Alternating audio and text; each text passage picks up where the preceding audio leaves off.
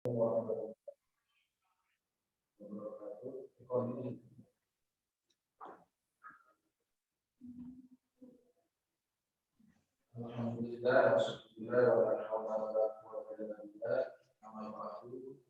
pertama-tama yang nanti Bapak Kapolda yang saya hormati Bapak Panji Sitamala selaku Kepala sekaligus juga sekretaris dan juga pembimbing. Teman-teman mahasiswa uji, saudari Novia Bella, saudari Febrisasi Tadi, dan saudari Sufia Semua. Baik, pertama-tama mari kita panjatkan bersyukur Allah Subhanahu wa taala yang Maha Kuasa. Berkat nikmat karunia alhamdulillah hari ini kita masih diberikan kesehatan, masih diberikan banyak nikmat ya. Selamat dan salam Allah menyertakan kepada kita bersama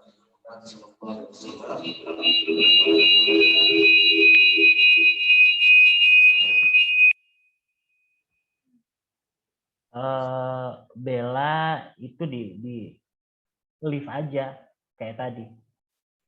Ya, baik, hari ini kita akan mengadakan ujian skripsi atas nama Siti Resnawati dan juga saudara Novia Bella dan seminar proposal atas nama Febri Sastira. Teman-teman mahasiswa ya pertama diharapkan mampu untuk memaparkan skripsi atau hasil ini dengan baik, khususnya kepada saudari Novia Bella dan juga saudari Siti Resnawati. Saudari Febri diharapkan juga mampu untuk memaparkan proposal dengan baik, menjelaskan apa saja hal-hal yang kuat sehingga judul yang sudah ajukan ini layak untuk menjadi sebuah penelitian. Ya. Jadi itu secara umum saya pikir kita panjang lebar sudah skripsi ini sudah dihadiri oleh 3 pengarah. Pak Pelaku sudah ada kegiatan menyusul dan istilahnya sudah cukup untuk dilaksanakan sesuai syarat sidang skripsi. Ya, untuk itu marilah kita buka kegiatan hari ini dengan bersama-sama mengucapkan basmalah. Bismillahirrahmanirrahim. Baik, silakan mungkin buku yang pertama saudari siapa namanya, saudari Resna untuk memaparkan. Saudari Resna ya untuk memaparkan hasil penelitian saudara, diskusi saudara dengan baik. Gunakan waktu sebaik mungkin, saudara punya waktu sekitar kurang lebih 10 sampai 15 menit. Silakan Resna.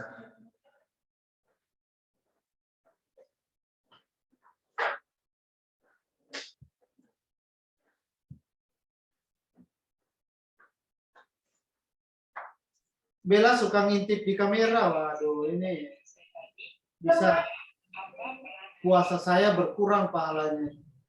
Ini sudah ingin mencoba menangani kasus lembaga dari WIPI, tetapi karena memang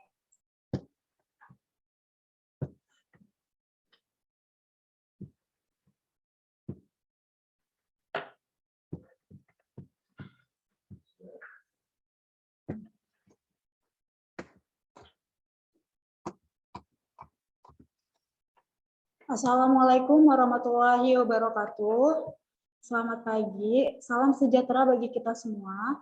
Yang terhormat, Bapak Hilton Taramaputra sebagai penelaah 1, Bapak Afandi Sitamala, SHLLM sebagai penelaah kedua, dan tidak lupa bimbing skripsi saya, Bapak Dr. Daniel SMH dan Bapak Bella Prasetya Megajaya SHMH.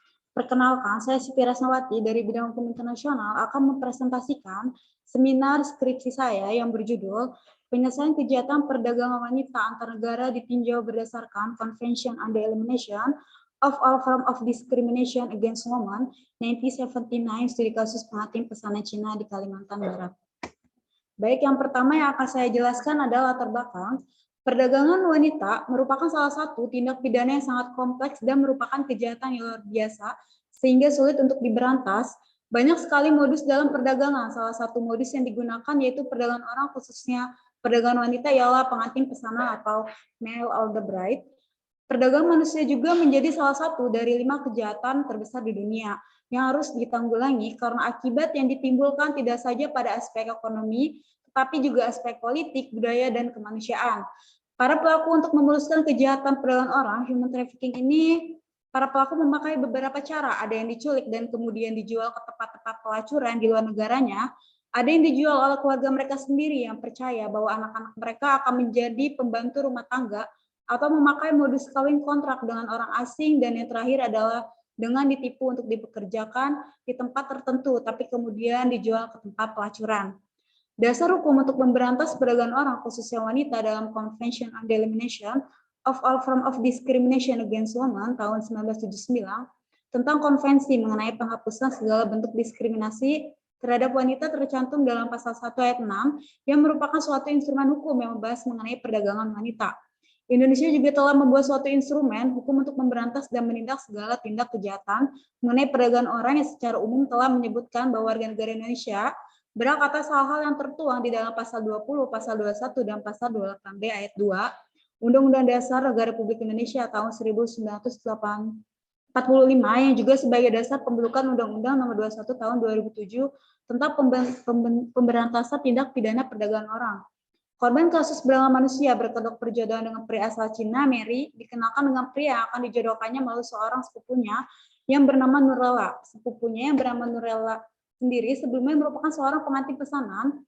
Tak sampai setahun di negara itu, Nurlela kembali ke Indonesia karena putranya masih balita sakit paru-paru. Setelah tak lagi berniat menjadi pengantin pesanan, Nurlela diminta comblang mencari perempuan lain untuk dijodohkan dengan laki-laki asal Cina. Dalam peran barunya itu, ia mendapat upah sebesar 6 juta rupiah. Nurlela mengaku baru belakangan tahu bahwa tindakannya bisa dikategorikan sebagai kejahatan. Akhir tahun 2018, di Bayi Comblang, Mary terbang ke Cina bersama ayahnya. Setibanya di Beijing, Mary diajak keluarga suaminya berkeliling kota termasuk ke lapangan Tiananmen. Setelahnya pulang ke Indonesia, Mary tidak pernah membayangkan terperangkap oleh keluarga suaminya.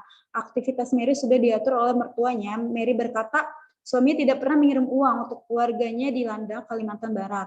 Ibu mertua Mary malah menyuruhnya bekerja membuat kerajinan tangan tanpa upah. Mary kini berhasil dipulang ke tanah air berkat usaha pelayaran dan memposting kejadian yang telah ia alami di akun Facebook miliknya. Meskipun demikian, masih terdapat beberapa korban yang belum berhasil dipulang ke tanah air dengan alasan pernikahan merupakan ranah personal yang rentan memicu konflik. Oleh karena itu, perlu adanya penyelesaian kasus pengantin pesanan di berbagai negara. Penulis tertarik untuk menganalisis bagaimana penyelesaian perdagangan wanita menurut CEDAW 1979. Identifikasi masalahnya yaitu yang pertama, bagaimana pengaturan mengenai larangan kejahatan perdagangan wanita berdasarkan Convention on the Elimination of All Forms of Discrimination Against Women 1979. Yang kedua, bagaimana penyelesaian kasus pengantin pesanan Cina di Kalimantan Barat berdasarkan Convention on the Elimination of All Forms of Discrimination Against Women 1979. Yaitu tujuan penelitian yang pertama ada mengetahui pengaturan larangan kejahatan perdagangan wanita berdasarkan Convention on the Elimination of All Forms of Discrimination Against Women 1979. Yang kedua, mengetahui penyelesaian kasus pengantin pesanan Cina di Kalimantan Barat berdasarkan Convention on the Elimination of All Forms of Discrimination Against Women 1979. Kegunaan penelitian ada teoritis dan praktis. Yang pertama, yang teoritis ini, penelitian ini diharapkan dapat memberikan pengetahuan dalam pengembangan ilmu pengetahuan dalam hukum internasional dan lebih memahami mengenai penyelesaian kejahatan perdagangan wanita berdasarkan Convention on the Elimination of All Forms of Discrimination Against Women 1979. Yang kedua, penelitian ini juga diharapkan dapat berguna menjadi suatu tambahan referensi, masukan data ataupun literatur bagi penelitian hukum selanjutnya. Terus yang kedua ada praktis, diharapkan bahwa hasil penelitian dapat membuka wawasan bagi para pihak yang ingin mempelajari terkait dengan perdagangan wanita berdasarkan Convention on the Elimination of All Forms of Discrimination Against Women dalam pengaturan kejahatan perdagangan wanita dan implementasi terhadap kasus pengantin pesanan Cina, serta dapat menjadi bahan acuan bagi peneliti yang mencari literatur terkait aneksasi pada masa kini. Dengan demikian perkembangan keilmuan hukum internasional. Yang kedua, diharapkan bahwa hasil penelitian dapat menjadi masukan bagi para ahli ataupun praktisi hukum dalam penerapan Convention on the Elimination of All Forms of Discrimination Against Women 1979 dalam penyelesaian kejahatan perdagangan wanita. Terus selanjutnya ada metode penelitian.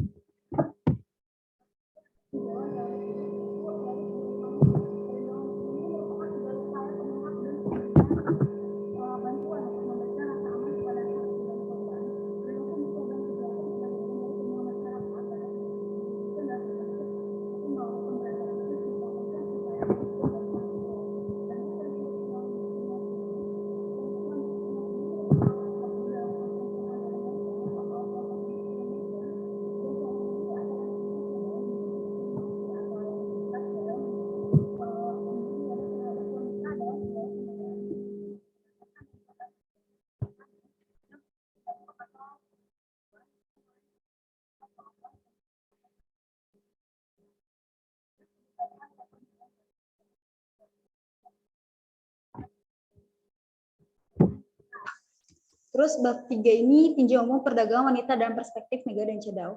Fakta hukum kasus pengantin pesanan Cina di Kalimantan Barat ini, kasus pengantin pesanan Cina di Kalimantan Barat melanggar pasal 1 ayat 6 dari Convention on the Elimination of All Forms of Discrimination, bahwasannya tidak boleh ada diskriminasi dalam lingkup wanita seperti kasus pengantin pesanan Cina di Kalimantan Barat ini.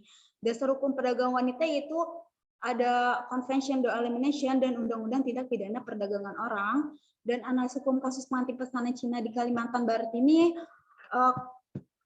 kasus tersebut itu melanggar dari Convention on the Elimination of All Forms of Discrimination Against Women 1979, melanggar Undang-Undang Nomor 27 tahun 2008 tentang tindak pidana perdagangan orang. Maka dari itu butuhnya penyelesaian dari kasus tersebut. Selanjutnya ada lokasi praktik pengantin pesanan. Berikut adalah peta terjadinya praktik pengantin pesanan seperti di Kalimantan Barat, terjadinya di Singkawang, Landak, Mentawa, dan Pontianak. Sedangkan di Cina itu ada Beijing dan Changzhou. Selanjutnya ada hasil pengaturan mengenai larangan kejahatan perdagangan wanita berdasarkan Convention on the Elimination of All Forms of Discrimination Against Women terdapat dalam pasal 6 dan pasal 2 bagian C yang berisikan tentang negara peserta wajib melakukan tindakan yang tepat untuk memberantas diskriminasi wanita seperti adanya praktik perdagangan wanita, salah satunya kasus pengantin pesanan Cina di Kalimantan Barat.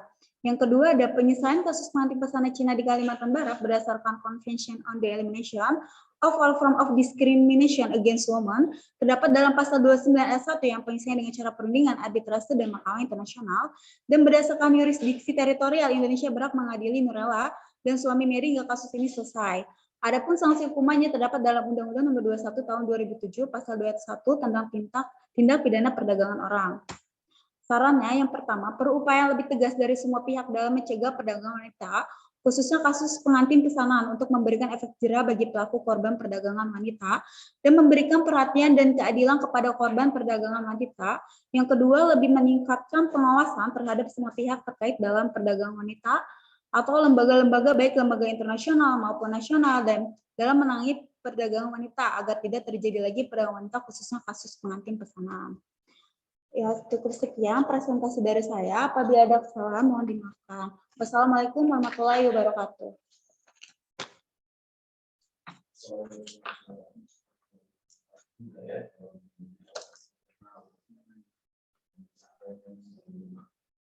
Resna itu tampilannya hanya sampai kegunaan penelitian doang, dan sampai ke bab kesimpulan hasil. Sampai Pak ke hasil dan saran. Di layar ini hanya sampai kegunaan penelitian doang. Kenapa? Sudah. Harusnya satu kesimpulan Iya. saran jadi satu. Yang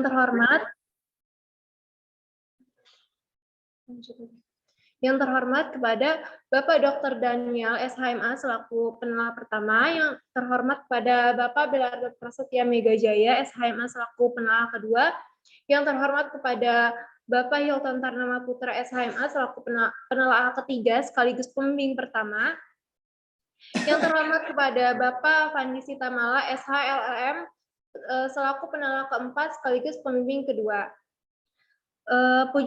puji syukur atas kehadirat Allah Subhanahu wa taala, karena atas berkat rahmat dan hidayahnya saya dapat melaksanakan sidang skripsi pada hari ini dalam keadaan sehat.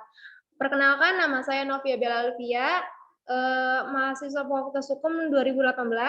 Di sini saya akan mempresentasikan skripsi saya mengenai implementasi International Convention on Elimination of All Forms of Discrimination Against Women 1979 dalam pemenuhan hak-hak politik perempuan di Indonesia. Di latar belakang, kesetaraan gender berkaitan dengan hak, tanggung jawab, dan kesempatan yang sama antara perempuan.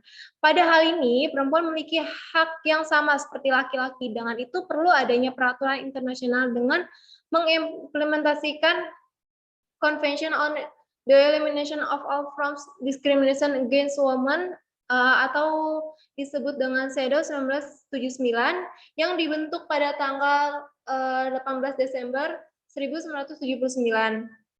CEDAW merupakan salah satu perjanjian hak asasi paling pokok dalam sistem kesepakatan internasional Perserikatan Bangsa-Bangsa yang di dalamnya memuat kesetaraan substansif bagi perempuan. Konvensi ini disahkan oleh PBB pada tahun 1979 sebagai kesepakatan global. Konvensi CEDAW 1979 menekankan pada kesetaraan dan keadilan antara laki-laki dan perempuan, yaitu persamaan hak dan kesempatan serta perlakuan di segala bidang dan segala kegiatan. Khususnya hak perempuan, salah satu yang saya bahas itu hak dalam berpolitik. Nah, hak berpolitik ini terdapat dalam Konvensi CEDAW 1979 yang terdapat dalam pasal 7 dan Pasal 8 CEDAW yang dimana mencakup dengan hal berikut, yaitu hak untuk memilih, hak untuk memenuhi syarat pemilihan semua badan yang dipilih secara publik, hak untuk ikut serta dalam perumusan kebijakan pemerintah dan pelaksananya, hak untuk memegang jabatan publik, dan hak untuk melakukan semua fungsi publik di semua tingkat pemerintahan, hak untuk berpartisipasi dalam organisasi non-pemerintahan dan asosiasi yang berkaitan dengan kehidupan publik dan politik negara, dan hak untuk mewakili pemerintah nasional di tingkat internasional dan untuk berpartisipasi dalam pekerjaan organisasi internasional. Selanjutnya, salah satu negara yang menandatangani konvensi tersebut yaitu Indonesia dan ikut berpartisipasi terhadap perlindungan perempuan dari diskriminasi. Nah, Indonesia meratifikasi konvensi CEDAW 1979 pada tanggal 24 Juli 1984 melalui Undang-Undang Republik Indonesia Nomor 7 Tahun 1984 mengenai pengesahan konvensi penghapusan segala bentuk diskriminasi terhadap perempuan. Selain itu, Indonesia juga meratifikasi ke dalam hukum nasional yang terdapat dalam Undang-Undang Nomor 2 Tahun 2011 tentang partai politik dan Undang-Undang Nomor 7 Tahun 2017 tentang pemilihan umum. Selanjutnya ada identifikasi masalah. Di sini saya membahas mengenai bagaimana sih implementasi CEDAW 1979 dalam pemenuhan hak-hak politik perempuan di Indonesia.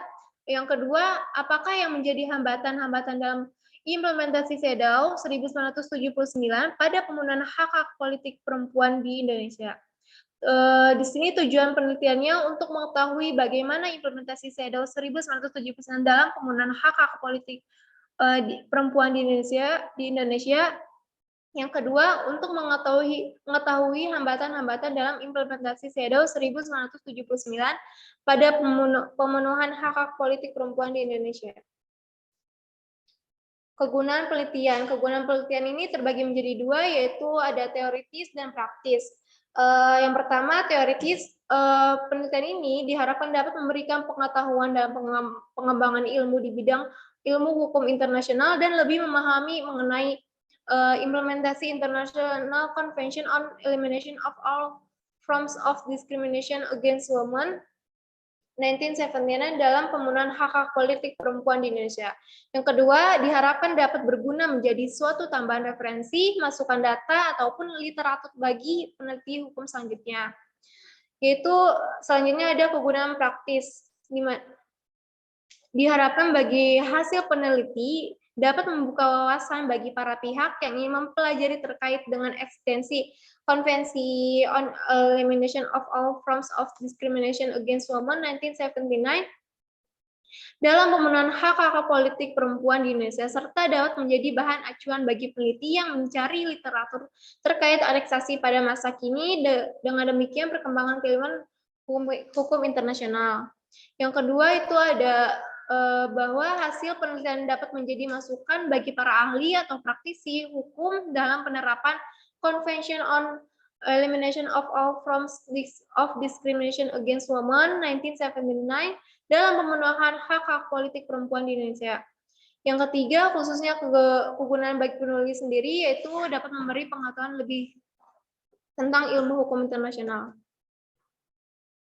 Selanjutnya ada metode penelitian. Metode penelitian ini ada menggunakan metode penelitian yuris normatif. Selanjutnya ada spesifikasi penelitian, yaitu menggunakan deskriptif analitis. Selanjutnya ada sumber data. Terdapat jadi 3, yaitu bahan baku primer, sekunder, dan tersier. Selanjutnya ada teknik pengumpulan data, yaitu menggunakan penelitian kepustakaan. Selanjutnya ada analisis data, menggunakan analisis kualitatif, dan lokasi penelitian itu di Perpustakaan Fakultas Hukum Universitas Sultan Ageng Tirtayasa, Perpustakaan Umum Universitas Sultan Ageng Tirtayasa, Perpustakaan Umum Universitas Indonesia, Perpustakaan Daerah Provinsi Banten, Perpustakaan Nasional Republik Indonesia. Di bab 2 mengenai tinjauan teoritis tentang teori transformasi dan prinsip non-diskriminasi.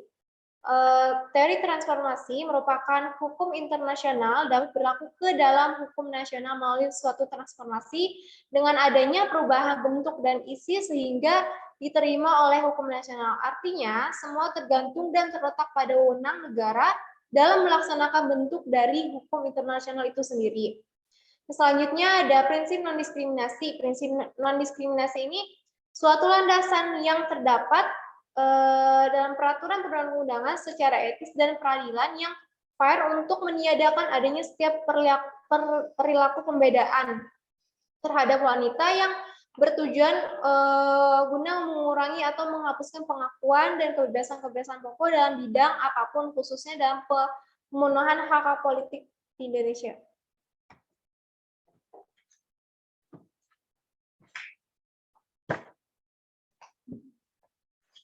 Selanjutnya ada bab 3.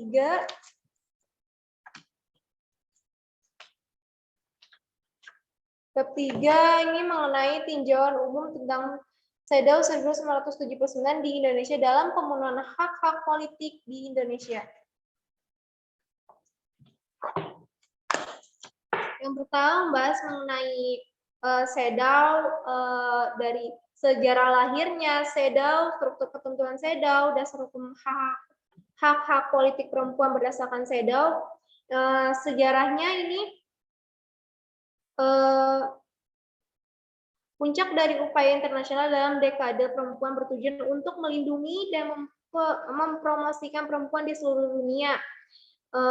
Ini merupakan hasil dari inisiatif yang diambil oleh Komisi Kedudukan Perempuan, sebuah badan yang dibentuk pada tahun 1974 oleh PBB untuk mempertimbangkan dan menyusun kebijakan-kebijakan yang akan dapat meningkatkan posisi perempuan.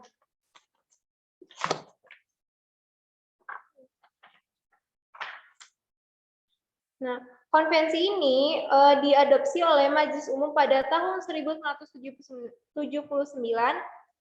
Dalam resolusinya, Majelis Umum PBB menyampaikan harapan bahwa konvensi ini dapat diberlakukan dalam waktu dekat, meminta agar Sekretaris Jenderal PBB mempresentasikan teks konvensi pada Konferensi Dunia Pertengahan Dekade Perempuan di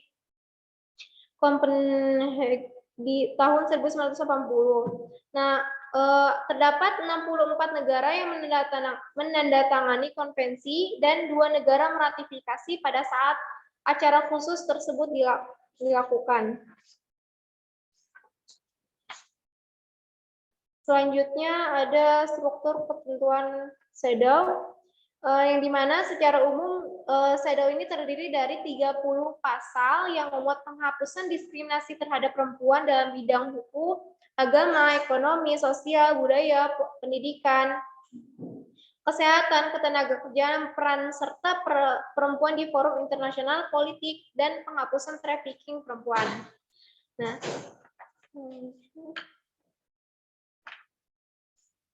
selanjutnya itu ada dasar hukum hak-hak politik perempuan di Indonesia.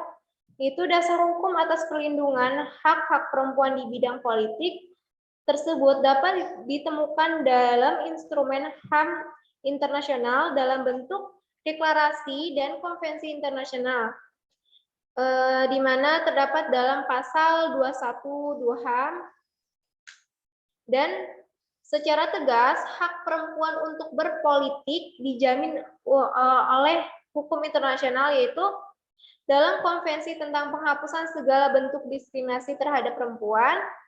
Nah, dasar hukumnya ini di dalam CEDAW terdapat dalam pasal 7 dan pasal 8 CEDAW 1979 dan pasal 1, pasal 2, pasal 3 ICCPR.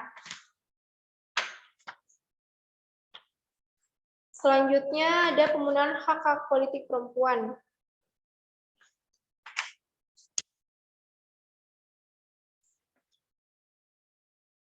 Hak politik, apa sih itu hak politik? Yaitu bagian dari hak-hak yang dimiliki oleh warga negara di mana asas kenegaraannya menganut asas demokrasi, yang merupakan bagian dari hak turut serta dalam pemerintahan. Terus hak turut serta dalam pemerintahan yang dikatakan sebagai bagian yang amat penting dari demokrasi. Terus pelaksanaan penggunaan hak-hak politik perempuan di berbagai negara, yaitu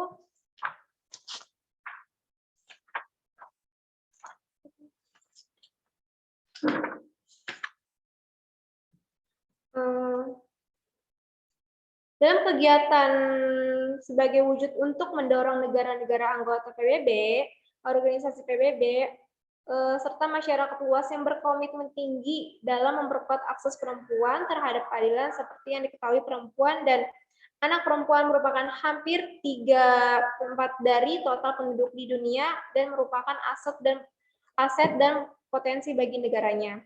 Perempuan dan anak perempuan masih banyak yang mengalami kekerasan, diskriminasi, ataupun tidak dipenuhi hak-haknya, seperti di Afghanistan, di Somalia, lalu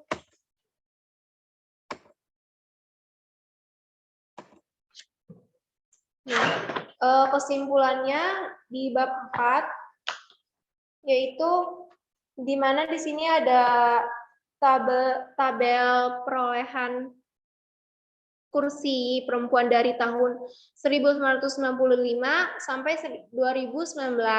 Nah, implementasi CEDAW 1979 dalam pemenuhan hak-hak politik di Indonesia ini terdapat dalam pasal 2 angka 2 dan pasal 2 angka 5 Undang-Undang Nomor 2 Tahun 2011 tentang Partai Politik, dan pasal 22 Undang-Undang Nomor 7 Tahun 2017 tentang Pemilihan Umum, yang secara tegas hak perempuan untuk berpolitik dijamin dalam undang-undang dengan memberikan ruang sehingga target keterlibatan perempuan yang dikatakan paling sedikit 30% itu lebih mungkin dapat dicapai dengan sistem yang dibangun melalui undang-undang.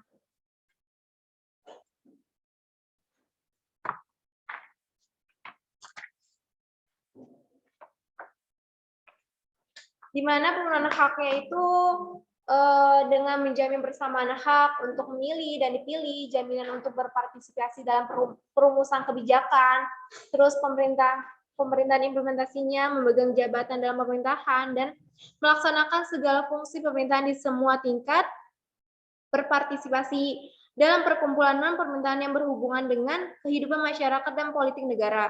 Negara Indonesia berkewajiban untuk memastikan bahwasannya perempuan ini memiliki kesempatan yang sama untuk mewakili pemerintahan Indonesia di tingkat internasional dan untuk berpartisipasi dalam pekerjaan organisasi internasional. Nah, di sini setelah tadi hasil pemilu presiden dan wakil presiden dan juga pemilih legislatif selesai, nama-nama anggota DPR RI pada periode 2019 sampai 2024 sudah terdaftar. Dari 575 anggota DPR RI yang terpilih ada 118 perempuan yang terpilih atau sebesar 20,5%. Tentu ini adalah merupakan capaian tertinggi yang pernah diraih Indonesia terkait representasi perempuan di politik, meskipun kenaikannya tidak signifikan atau belum tercapai, tetapi ini perlu diapresiasi tentang kenaikan presentasi perempuan di parlemen ini. Untuk pertama kalinya representasi perempuan di DPR menembus angka 20% dan tentu perlu ditelusuri dampak yang dihasilkan dari capaian tersebut. Keterwakilan perempuan dalam parlemen ini perlu menjadi perhatian penting karena kehadiran perempuan di parlemen memberikan otoritas pada perempuan untuk membuat kebijakan yang berkontribusi besar pada pencapaian hak-hak perempuan, khususnya kesetaraan gender. Sebab seringkali anggota laki-laki tidak dapat sepenuhnya mewakili kepentingan perempuan karena adanya pembedaan pengalaman atau kepentingan antar keduanya. Di sini ada tabel perolehan kursi dari berbagai partai tahun 2019 sampai 2024.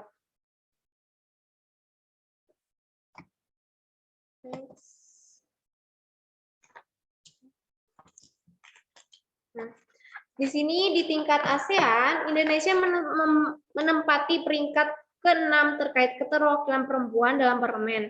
Nah, proporsinya perempuan yang berada di parlemen Indonesia berada di 20%, tepatnya 20,5%. Peringkat pertama diperoleh Filipina dengan angka sebesar 29,5% atau berjumlah 86 perempuan dari total 262 kursi. Di posisi kedua ada Laos sebesar 26,7%, 41 perempuan dari 149 kursi di parlemen. Sedangkan ketiga diduduki oleh Vietnam dengan 26,7% perempuan di parlemen. Next aja, Pak. Hasil yang kedua itu adanya hambatan dalam penggunaan hak politik perempuan di Indonesia, yaitu hambatan terbagi menjadi dua, hambatan internal dan eksternal. Hambatan internal ini masih lemahnya sumber daya manusia sebagai besar perempuan, terbatasnya perempuan yang berkualitas dan memiliki kualifikasi dalam dunia politik, kurangnya kepercayaan diri perempuan terhadap politik, kegiatan politik yang tidak mengenal waktu, serta keterbatasan dana dalam kegiatan sosial dan kampanye guna menarik simpati dan dukungan rakyat. Yang kedua ada hambatan eksternal. Kendalanya itu budaya, terus birokrasi politik yang didominasi laki-laki, terus media massa yang kurang advokatif terhadap potensi politik perempuan, lalu kurangnya pendidikan dan pelatihan politik bagi perempuan. Nah, di sini ada upayanya dari hambatan tersebut itu representasi wanita menjadi sangat penting untuk memberikan keadilan perempuan atas hak politiknya serta dukungan finansial bagi calon legislatif perempuan. Dukungan finansial ini penting karena aktivitas politik membutuhkan dana yang besar.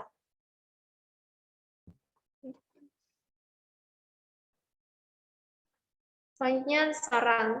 Yang pertama itu mewujudkan keterwakilan perempuan pada pemenuhan kuota 30% ini dalam pengisian pengurusan partai politik guna meningkatkan keterwakilan perempuan dapat melalui rekrutmen, kepengurusan partai politik, serta pemerintah memiliki perhatian yang penuh terhadap perempuan sehingga perempuan dapat berlomba-lomba mengambil kesempatan untuk ikut berpartisipasi dalam perpolitikan di Indonesia. Selain itu, diperlukan adanya pelatihan atau pendidikan politik bagi perempuan yang menciptakan kemampuan dan kesadaran perempuan akan hak dan kewajiban di bidang politik. Lalu peningkatan kualitas perempuan yang akan terjun ke bidang politik itu melalui peningkatan akses pendidikan yang membuatnya merasa percaya diri dan mampu bersaing dengan laki-laki dalam menjadi anggota parlemen. Serta dengan mengadakannya seminar dan workshop untuk menanamkan jiwa keberanian, kepemimpinan, berdaya guna bagi perempuan. Oleh karena itu, dibutuhkannya keseriusan pemerintah tidak hanya menyiapkan undang-undang saja, tetapi juga menyiapkan sumber daya manusia yang siap dan berdaya guna. Selanjutnya ada yang kedua, setiap partai politik dapat memberikan ruang atau peluang kepada perempuan untuk dapat menyuarakan hak-haknya dalam berbagai kebijakan sesuai dengan peraturan yang sudah ditetapkan dalam peraturan perundang-undangan yang berlaku, serta diperlukannya berbagai upaya untuk memperjuangkan kesetaraan gender dalam kehidupan politik yang nantinya bisa diharapkan memberikan perubahan pandangan tentang budaya patriarki bagi masyarakat sehingga terpilihnya pemimpin politik perempuan dengan pemimpin politik laki-laki dan kesetaraan gender dan dalam dunia politik yang akan semakin maju. Cukup sekian. Ya.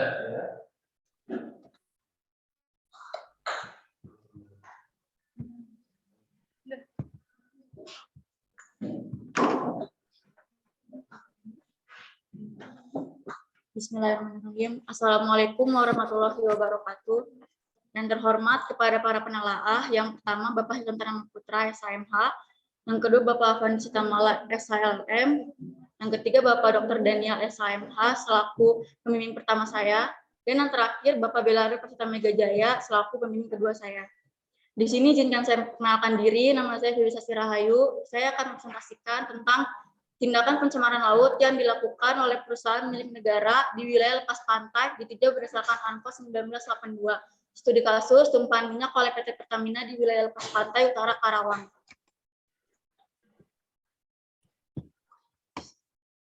Latar belakang, pencemaran laut menurut Mokhtar Kusumatmaja adalah perubahan pada lingkungan laut yang terjadi akibat dimasukkannya bahan-bahan energi oleh manusia Saudara secara Feby, langsung.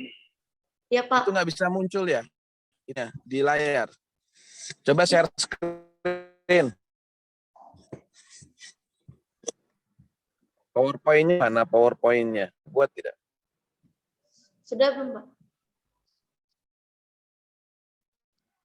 Ya, silakan. Udah. Baik, diulangi. Pencemaran laut menurut Mokhtar Kusumatmaja adalah perubahan pada lingkungan laut yang terjadi akibat dimasukkannya bahan-bahan energi oleh manusia secara langsung maupun tidak langsung ke dalam lingkungan laut, sehingga akan menimbulkan kerugian terhadap kekayaan hayati, bahaya terhadap kekayaan hayati, bahaya terhadap kesehatan manusia, gangguan terhadap kegiatan di laut termasuk perikanan, pemburukan dari kualitas air laut, dan menurunnya tempat-tempat pemukiman dan rekreasi. Kerusakan yang terjadi terhadap lingkungan laut tidak lain disebabkan oleh perkembangan ilmu pengetahuan dan teknologi yang sangat pesat dalam bidang eksplorasi dan eksploitasi, baik di penambangan minyak sektor mineral lainnya. Minyak adalah istilah umum untuk semua jenis cairan organik yang tidak larut bercampur dalam air, tetapi larut dalam pelarut organik. Minyak bumi berasal dari fosil tumbuhan dan hewan yang sudah mati bertahun lamanya, yang menjadikannya sebagai sumber daya alam yang tidak dapat diperbaharui. Dalam mengeksploitasi minyak bumi untuk kegunaannya, maka perlu diperhatikan bagaimana dampaknya bagi lingkungan hidup sehingga masalah pencemaran laut dapat diantisipasi. Pada tahun 1972 juga sudah mulai diusung konferensi mengenai lingkungan hidup yang dikenal dengan Stockholm Conference.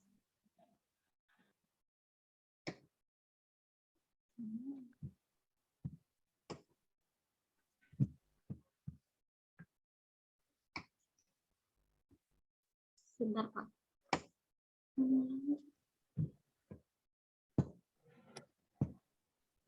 Selanjutnya mengenai penyelesaian pertanggungjawaban dan ganti rugi atas pencemaran sudah diatur dalam konvensi internasional, yakni dalam United Convention on the Law of the Sea 1982 atau UNCLOS 1982. Masalah perlindungan lingkungan laut ini, terutama hal pencemaran karena tumpahan minyak, sudah diatur sejak Konvensi Jenewa 1958 mengenai rezim laut lepas, yaitu pada pasal 24 yang berbunyi, setiap negara wajib mengadakan peraturan-peraturan untuk mencegah pencemaran laut yang disebabkan oleh minyak yang berasal dari kapal atau pipa laut yang disebabkan oleh eksplorasi dan eksploitasi dasar laut dan tanah di bawahnya dengan memperhatikan ketentuan-ketentuan perjanjian internasional yang ada mengenai masalah ini.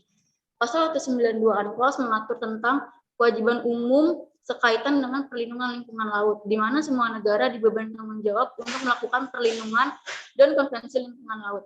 Telah dijelaskan pula di dalam Undang-Undang Nomor 32 Tahun 2014 tentang Kelautan pada pasal 1 ayat 10 bahwa perlindungan lingkungan laut merupakan suatu upaya yang dilakukan untuk melestarikan sumber daya laut dan mencegah terjadinya pencemaran dan atau kerusakan lingkungan laut yang meliputi konservasi laut, pengendalian pencemaran laut, penanggulangan bencana kelautan, pencegahan dan penanggulangan pencemaran, serta kerusakan bencana. Walaupun pengaturan tentang perlindungan laut sudah ada sejak lama, namun pencemaran lingkungan laut masih terjadi. Seperti kasus lingkungan yang terjadi kembali pada 12 Juli 2019. Tumpahan minyak dan gelombang gas Pertamina menyebar di Laut Utara Jawa di lokasi pengeboran atas laut milik PT Pertamina Hulu Energi Offshore Northwest Java di Karawang, Jawa Barat. Tumpahan minyak secara kumulatif sebesar 39.685 barel untuk di offshore. Bencana tumpahan minyak Pertamina bukan kali pertama. Hingga kini dampak kebocoran terjadi di Karawang, meluas sampai Bekasi, bahkan sudah di Kepulauan Seribu. Berdasarkan data Koalisi Rakyat untuk Keadilan Perikanan atau KIARA mengatakan, ada 9 desa yang dekat tumpahan minyak. Tumpahan minyak atau oil spill akibat kebocoran bendungan lepas pantai oleh Pertamina yang mencemari pesisir utara Karawang telah merugikan nelayan karena tidak bisa melaut. Selain itu, pencemaran minyak ini juga mengakibatkan kerugian para petambak garam dan udang. Bahkan warga, terutama anak-anak, terganggu kesehatannya akibat mencium bau limbah minyak. Peristiwa tumpahan minyak yang diakibatkan aktivitas eksploitasi oleh Pertamina memunculkan tanggung jawab hukum untuk memberikan pemulihan terhadap semua korban, termasuk terdampak berdasarkan prinsip seketika, memadai, dan efektif. Dalam konteks tanggung jawab hukum ini, pemerintah juga dilekati tanggung jawab karena Pertamina sebagai badan usaha milik negara atau BUMN. Pelaksanaan kegiatan ekonomi melalui BUMN mempertemukan tugas publik dan kewajiban swasta. Dengan kata lain, tugas hukum negara bergabung dengan tanggung jawab tata kelola organisasi swasta. Selanjutnya, identifikasi masalah. Yang pertama, apakah tindakan pencemaran laut yang dilakukan oleh perusahaan milik negara di wilayah lepas pantai merupakan sebuah pelanggaran terhadap UNCLOS 1982? Yang kedua, bagaimana bentuk pertanggungjawaban oleh PT Pertamina terhadap tindakan yang menimbulkan pencemaran laut di wilayah lepas pantai utara Karawang? Selanjutnya, tujuan penelitian yang pertama, untuk mengetahui apakah tindakan pencemaran laut yang dilakukan oleh perusahaan milik negara merupakan sebuah pelanggaran terhadap UNCLOS 1982. Yang kedua, untuk mengetahui bentuk pertanggungjawaban terhadap tindakan yang menimbulkan pencemaran laut oleh PT Pertamina di wilayah lepas pantai Karawang. Selanjutnya, kegunaan penelitian. Yang pertama ada kegunaan teoritis, yaitu penelitian ini diharapkan dapat memberikan pengetahuan dalam pengembangan ilmu hukum internasional, khususnya di bidang hukum laut internasional. Selanjutnya, penelitian ini juga diharapkan dapat menjadi referensi dan acuan mengenai penelitian lain yang terkait pencemaran laut ditinjau berdasarkan UNCLOS 1982. Kegunaan praktis yaitu adalah hasil dari penelitian ini semoga memberi manfaat bagi penelitian selanjutnya terkait UNCLOS 1982 dalam tindakan pencemaran laut. Selanjutnya, penelitian ini diharapkan dapat memberikan masukan di bidang ilmu hukum, khususnya hukum laut internasional, sehingga dapat memperluas pengetahuan dalam bidang hukum laut internasional, khususnya mengenai pengaturan tentang pencemaran laut yang diakibatkan oleh minyak. Selanjutnya ada kerangka teori. Yang pertama, teori perlindungan laut. Menurut Suhaidi, sebagai dasar falsafah dari perlindungan lingkungan laut adalah pertimbangan nilai-nilai dari rasa keadilan secara luas, baik dilihat dari segi moral maupun dari segi kehidupan sosial terhadap negara dan penggunaan laut. Mereka yang melakukan kegiatan atau usaha untuk memperoleh keuntungan bagi dirinya sendiri adalah wajar apabila harus menanggung risiko atas kegiatannya. Prinsip pencemar membayar yaitu atau polluter pays principle atau yang juga dikenal dengan sebutan prinsip pencemar membayar dapat diartikan bahwa setiap pelaku kegiatan atau pelaku usaha yang menimbulkan pencemaran maka harus membayarkan biaya atas dampak pencemaran yang ditimbulkannya. Selanjutnya ada metode penelitian. Yang pertama ada metode penelitian yang saya gunakan adalah yuridis normatif, yang kedua spesifikasi penelitian, yaitu penelitian deskriptif analisis, yang ketiga sumber data. Penelitian ini menggunakan data sekunder dengan menempatkan ANPOS 1982 sebagai bahan hukum utama. Yang keempat, teknik pengumpulan data. Penelitian ini menggunakan studi perpustakaan. Yang kelima, analisis data. Penelitian ini menggunakan analisis kualitatif. Yang keenam, ada lokasi penelitian. Penelitian ini menempatkan lokasi penelitian di perpustakaan Fakultas Hukum Universitas Sultan Agung Tirtayasa. Yang kedua, perpustakaan umum Universitas Sultan Agung Tirtayasa. Yang ketiga, ada perpustakaan nasional. Sistematika penulisan, bab 1 pendahuluan, bab 2 tinjauan teori perlindungan laut dan prinsip pencemar membayar, bab 3 tindakan pencemaran laut yang dilakukan oleh perusahaan milik negara di wilayah lepas pantai ditinjau berdasarkan ANPOS 1982. Yang bab 4 analisis terhadap tanggung jawab atas tindakan pencemaran laut yang dilakukan oleh PT Pertamina di wilayah lepas pantai utara Karawang. Bab 5 ada kesimpulan dan saran. Sekian presentasi dari saya, kurang lebihnya mohon maaf. Wassalamualaikum.